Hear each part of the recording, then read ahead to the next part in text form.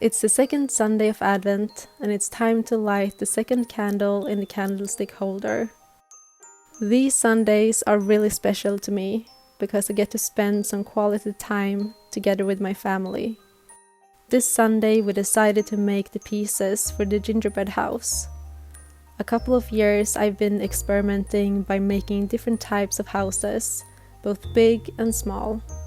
But this year I decided to use the templates that my mom made many years ago, and it feels nice to keep this tradition going.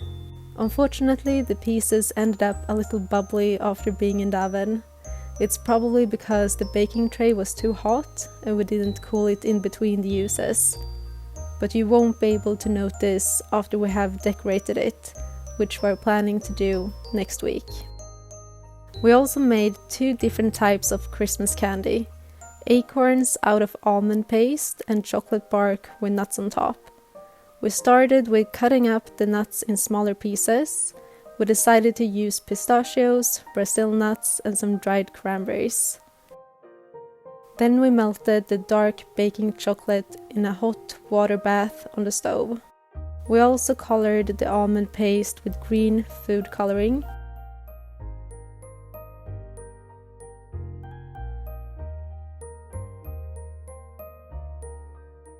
Then we just rolled it into small balls shaped like acorns and dipped them in the melted chocolate.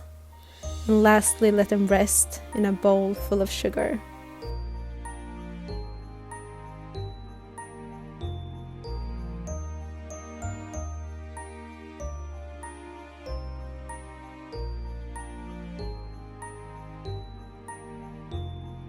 Then we just took the chocolate that was left to make the chocolate bark. I just spread the chocolate in a tray lined with parchment paper and sprinkled half of it with the pistachios and dried cranberries and the other half with the Brazil nuts, and topped it off with a pinch of salt.